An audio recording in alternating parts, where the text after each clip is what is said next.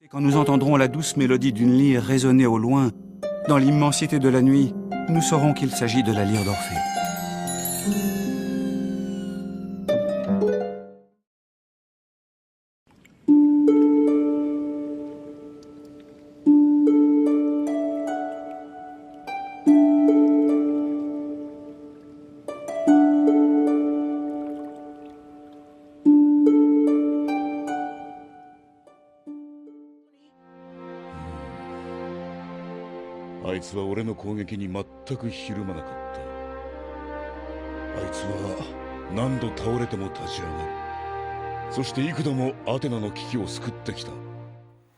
Salut les amis, bienvenue dans la collection Orpheus. Aujourd'hui, une nouvelle review et comme promis, je vais la consacrer à une figurine Miklos classique d'un chevet de bronze mineur.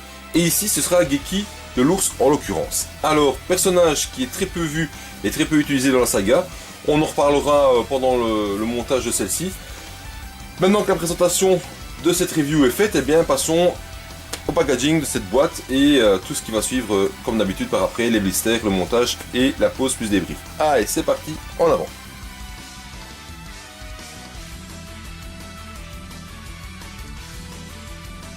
Alors au niveau packaging ici, ben rien de bien transcendant, hein, c'est vraiment typique Miklos classique. Donc on a sur la face avant la représentation de Geki en armure, donc montée sur figurine. En arrière-plan, on a Geki tiré d'une illustration de l'animé. Et en arrière-plan, on a les étoiles avec deux piliers sur les côtés. Les inscriptions traditionnelles, Senseiya, Miklos classique, etc. Édité par Bandai, elle est sortie en 2006 et c'est une version HK. Reconnaissable par mon petit tourson de la Toei là, avec les écritures en anglais. Ouais. Sur les côtés, on retrouve le symbole de l'ours qu'on retrouve sur la Pandora Box. Sur le dessus, la Pandora Box traditionnelle. Et sur le dessous, les écritures en japonais traditionnel. Toujours le même principe. Boîte en volet avec à l'intérieur eh bien, toujours deux blasons représentés. Dont par contre je ne connais pas du tout la signification. Donc si quelqu'un pouvait une fois m'égayer, m'éclairer là-dessus, ce serait pas mal. M'expliquer un petit peu à quoi correspondent ces blasons qui sont placés dans les boîtes des bronzes mineurs. Voilà, ok. Donc voilà, ceci clôture en gros le packaging de cette boîte. Et donc on va passer directement au contenu de celle-ci, c'est-à-dire donc les blisters.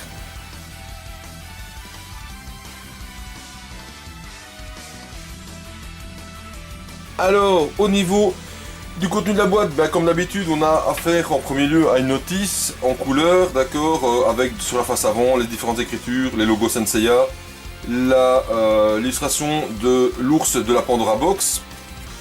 Ensuite, l'intérieur, bah, tout simple, hein, illustration qui montre comment placer différents éléments qui sont en très grand nombre, il faut le remarquer, hein, comme vous pouvez voir. C'est une armure très complexe à monter. Et à l'arrière-plan, enfin à l'arrière de la notice plutôt, eh bien, deux visuels, le totem et le personnage monté en armure, les figurines qui existaient à l'époque, voilà, ni plus ni moins. Voilà, ça c'est pour la notice du personnage. Ensuite, on va passer au premier blister. Alors, premier blister, on va retrouver quoi? On va retrouver ici, donc j'ai poussé ça un peu sur le côté, voilà. On va retrouver ici donc le personnage de Geki, comme vous pouvez le voir, il est énorme. Hein. Il est aussi grand que Thor de Gamma, donc c'est la particularité en plus avec le taureau d'avoir quand même un des personnages les plus grands qui existent dans la collection. Donc ces pieds sont démontés, ils sont sur le côté, vous voyez il y a énormément de pièces d'armure, ça est vachement difficile à monter. Et dans le deuxième blister, on va retrouver quoi? Eh bien on va retrouver le totem Transformers, je vais vous montrer pourquoi après. Et ensuite les différents restants d'items, c'est-à-dire les genouillères, le casque, un morceau de ceinturon, les cheveux pour être montés avec le casque, etc. Voilà. Miklos très classique, très basique, avec très peu de choses à monter, vous allez voir, pas besoin de notice pour monter tout ça. Voilà. Là-dessus, j'ouvre vite les blisters et on attaque tout de suite dans la foulée et bien, le montage de celle-ci. A tout de suite les amis.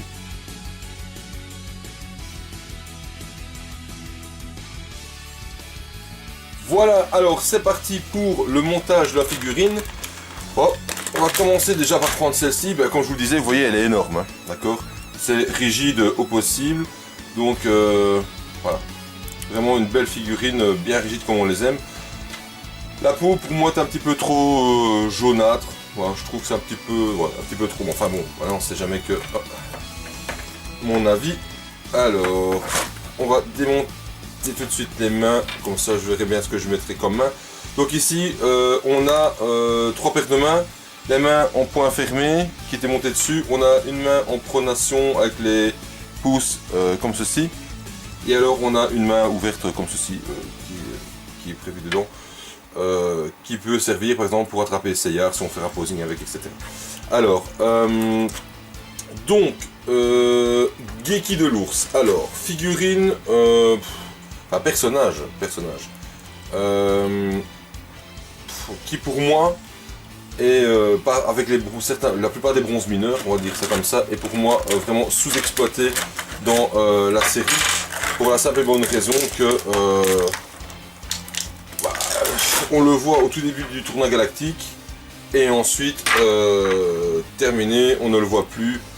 Il se fait exploser son armure par Seyar, et après voilà, on le recroise un tout petit peu, je pense, de mémoire, quand ils vont protéger Athéna au sanctuaire, et après en dehors de ça, voilà, rien du tout.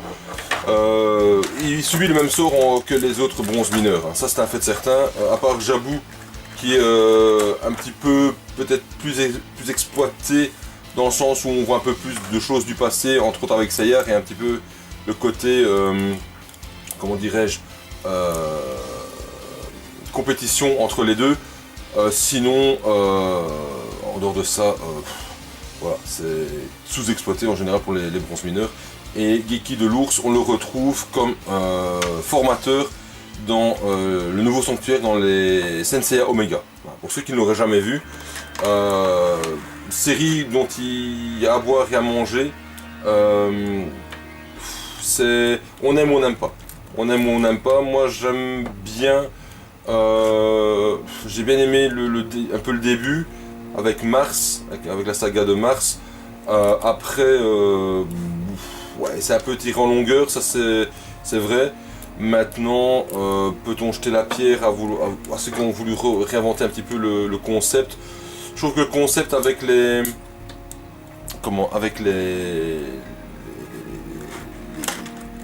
bijoux, les gemmes, voilà, je cherchais le mot, avec les gemmes sur les armures et les différents éléments comme la terre, le feu, tout ça, je trouve ça pas mal. Je trouve que l'idée est assez bonne. Après, voilà, on aime ou on n'aime pas. Donc saga qui se déroule dans un premier temps contre Mars, et dans un deuxième temps contre la déesse Pallas, donc avec Titan, etc. Et on retrouve entre autres Geki dedans au tout début, qui est formateur donc, des nouveaux chevaliers de bronze. Donc voilà, ça mérite d'exister. Alors, la tête, hop, on lui enlève sa perruque. Perruque super facile à démonter. Alors évidemment, encore une fois ici, c'est bronze mineur, donc c'est ultra simple à monter. Hein. Il n'y a vraiment rien de chinois. Ça va tout seul. Pas besoin de notice. Voilà, zoup. La partie arrière du casque ici. Donc voilà. Personnage facile à monter. Peu exploité dans la série. Vraiment peu exploité. Après, voilà. Doit faire partie de la collection d'un collectionneur Senseiya. Ça peut être certain. Donc, j'ai bien beaucoup de bruit, encore une fois. Donc, personnage qui fait partie du lot, hein, de toute façon. Hein. Même s'ils ont un passage très très court dans l'animé, ils font quand même partie de la saga, de toute façon. Alors, c'est vrai que son combat avec Pégase n'est pas non plus extraordinaire, je trouve. Ça, c'est pas ce qu'il y a de plus intense. Hein. Alors ça m'a toujours fait rire aussi, c'est le passage, parce que c'est même montré comme ça dans le manga, c'est le passage avec au moment où il brise soi-disant la nuque, où on entend les gens qui entendent le craquement de la nuque de Seyar. Enfin, je trouve ça un peu spécial. Ça m'a toujours bien fait rire ce passage-là, parce qu'on dit ouais, on entend la nuque craquer, et puis après le personnage, c'est ses avant-bras qui cassent à son armure parce que Pégase lui a défoncé son armure. Enfin, et alors c'est waouh, le coup de pied. Bon, en fait, il a délivré plusieurs milliers, plusieurs centaines de coups de pied, mais personne ne le voit à l'œil nu. Enfin, je trouve que les combats dans Senseiya, dans la version, enfin dans la partie tournoi galactique, étaient un petit peu olé olé quoi. Donc voilà, ben voilà, hein, regardez, hop, Monsieur Geeky de l'ours, et voilà, il est déjà monté, facile, hein. Ça a pris royalement en montre en main, je pense, 10 minutes, à tout casser, donc voilà. Alors oui, je disais tantôt aussi, l'ours, le totem Transformers, pourquoi? Parce que quand vous devez le monter, regardez, bon déjà le beau totem, hein, waouh, magnifique, tout en plastique, et rien de métal là-dessus. Quand vous devez venir placer le placeron dessus, en fait, il faut descendre. Voilà, faut l'ouvrir. Super, hein. Voilà, ça fait un peu Transformers. Hop, voilà. Tchop, tchop. C'est vraiment très spécial, hein. J'avais jamais vu un totem comme ça, où il faut ouvrir une partie comme ça en plastique pour venir glisser en dessous. Enfin, en plus, je vois même pas l'utilité. S'ils avaient fait directement l'axe des bras dans le torse, et ils s'étaient réglés quoi. Enfin, non, je sais pas. Ils ont un truc bizarre. Ouais, bizarre. Voilà. L'ours, vous verrez dans la vidéo, présentation du totem. Totem qui est ultra simple, hein. Ultra simple, ça va? Bon voilà, je vais ranger là-dessus mes blisters et puis on se retrouve pour le débrief de la figurine qui va être somme toute très succinct. A tout de suite les amis.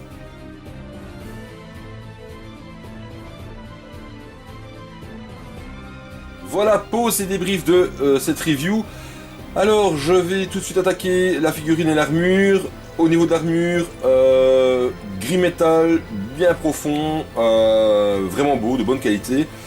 Deux parties, enfin non, trois au niveau de l'armure qui sont un peu plus claires, c'est les deux genouillères au niveau de leur pourtour et le petit diadème là sur le front du casque qui permet de donner une petite séparation de couleurs au niveau de l'uniformité de la couleur, vu que c'est une armure unicolore, gris métal à la base.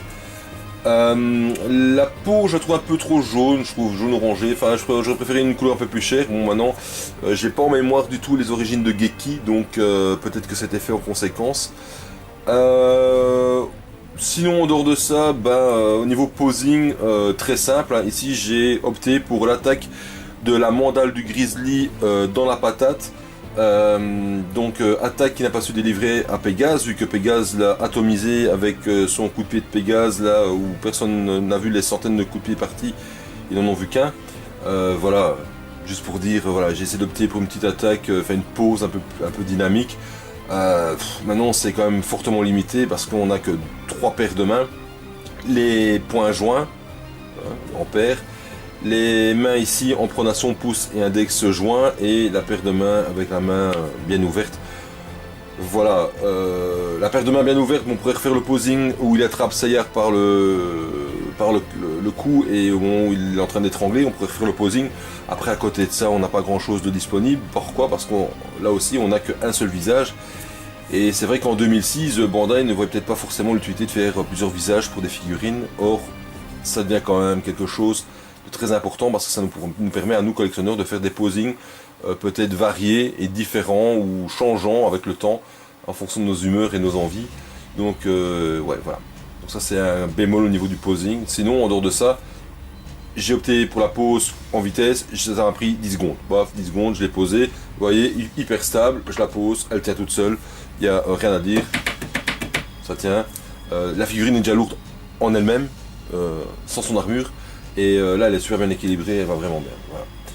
Aucune difficulté à monter, le totem qui m'a bien fait rire lorsque je l'ai monté parce que le côté Transformers j'ai trouvé ça extraordinaire. Sinon, ouais, vraiment rien de spécial à dire là-dessus, si ce n'est que voilà, ce sont des personnages qui sont pratiquement pas exploités, qu'on rencontre dans le tournoi galactique en début de saga, et qui auraient quand même pu avoir droit à leur petite heure de gloire au sein de la série, et pas toujours la même chose où c'est toujours les 5 mêmes qui vont affronter les différents problèmes, hein, les différents dieux et leurs guerriers et leurs chevaliers, et voilà, que eux soient mis sur le côté. On les recroise un petit peu comme ça de temps en temps sur certains détails, enfin certains petits passages où ils viennent protéger Athéna, parce qu'Athéna, hein, elle est toute seule à l'entrée du sanctuaire avec avec Jabou et les autres, mais à part ça, on voit rien de spécial, quoi. Enfin, personnage bronze mineur, malheureusement sous-exploité, en plus d'avoir des armures très basiques, à la limite pas très esthétiques, hein, beaucoup de formes carrées ou de formes un peu bizarres. Pour moi, je trouve que l'un des plus beaux, qui fera aussi l'objet d'une review plus tard, en bronze mineur, je pense que c'est Ishii de Litre. Je pense que dans les bronzes mineurs, c'est celui qui a le plus de gueule. Même si Jabou est pas trop mal au niveau bronze mineur, je pense qu'Ishii c'est celui qui a un peu plus de gueule parce qu'il a une armure un peu plus profilée de par le fait que ce soit une hydre. Enfin, ici voilà, c'est un ours, c'est massif, c'est carré. Il n'y a même pas de cuissard, il n'y a rien. C'est une paire de jambières qui se glisse et qui se clipse devant, hop, ça se met devant. Enfin, voilà. Rien de plus à redire là-dessus. Hein. C'est une review vite fait, bien fait, emballé, c'est ficelé. Donc voilà.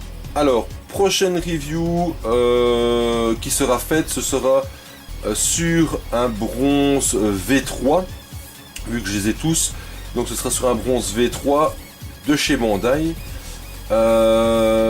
Et puis j'ai hâte de voir aussi donc la review d'Andromède V3 EX de Great Toys que probablement The CNS va faire ou Anthony, enfin en général je pense qu'ils vont être l'un des deux premiers à la faire ou peut-être d'autres. Je vous invite toujours aussi, comme vous avez pu toujours le constater ici en bas de l'écran, d'aller vous rendre sur la page de Senseiya, la radio du cosmos, d'y aller jeter un coup d'œil de manière régulière pour voir toutes les news qui s'y passent et les podcasts qui y sont mis. N'hésitez pas à aller jeter un coup d'œil là-dessus. N'hésitez pas à aller jeter un coup d'œil sur les collègues youtubeurs qui sont mis en annotation en haut de ma vidéo. Allez jeter un petit coup d'œil, voir ce qu'ils font dans la vie de tous les jours au niveau des figurines, qu'elles soient Senseiya ou autres. C'est comme ça qu'on découvre des choses, qu'on peut se découvrir une autre passion ou un autre intérêt pour tout à fait autre chose que du Senseiya, ou pour confirmer sa passion Senseiya et pour améliorer ses connaissances aussi. Moi j'adore regarder les reviews de mes confrères youtubeurs parce qu'ils apportent une multitude d'informations que forcément je ne connais peut-être pas ou que je connais mais que je n'ai pas développé dans une review et voilà, et ça fait des bons refresh et pour moi et pour mes connaissances et etc. J'ai pas le sens infuse et je ne connais pas tout, voilà. Donc là-dessus je vous laisse, je vais préparer la prochaine review donc, et je vous dis à très très bientôt et j'espère que cette review vous aura plu. Salut les amis, ciao ciao.